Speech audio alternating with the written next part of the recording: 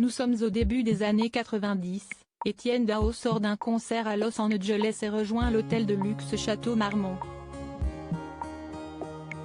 Le public a passé une bonne soirée, mais le chanteur lui, est à bout.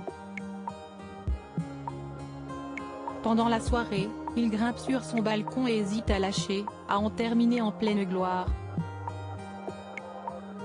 Ce qui le retient, au dernier moment, un flash de terreur. J'ai réalisé qu'un élan me poussait à en finir, une sorte de raptus, mais que ce n'était pas moi du tout. Comme lorsqu'on voit le fou en soi, que l'on s'imagine faire une chose absurde ou violente, confie-t-il cette semaine dans Madame Figaro. Pourtant, le monde entier est bien loin de s'imaginer ce qui se passe dans sa tête pendant cette période noire de sa vie. Depuis la sortie de Paris ailleurs, l'un de ses albums les plus connus en 1991, il est en effet en pleine Daomania, ses concerts attirent des foules de fans hystériques. Mais lui ne peut plus. Si j'avais continué à ce rythme-là, je serais mort. Trop de travail, trop de fêtes, trop de tout, continue-t-il, très franc.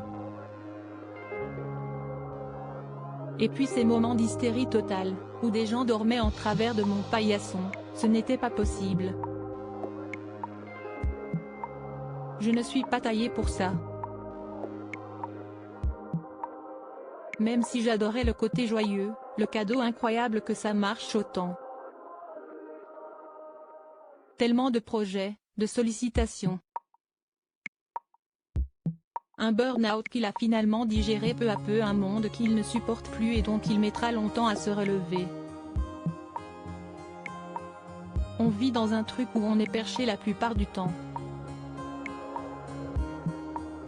Si est une addiction. Donc, on continue.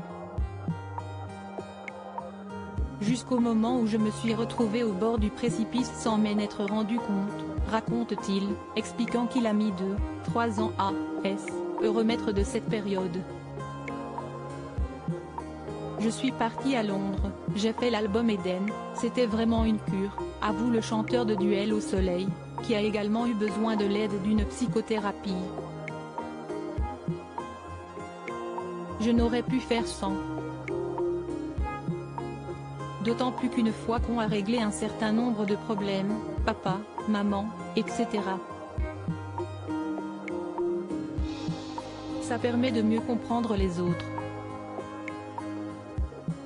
Également marqué par la mort d'un père qu'il avait abandonné, et qu'il avait fini par rejeter, Etienne Dao va bien mieux aujourd'hui et continue de s'appuyer sur ses proches, notamment Jane Birkin avec qui il a collaboré de nombreuses fois ces 30 dernières années. D'ailleurs, entre eux, si est une histoire de famille, Etienne Dao a également écrit des chansons pour et avec Charlotte Gainsbourg et Lou Doyon, les deux filles de l'artiste britannique.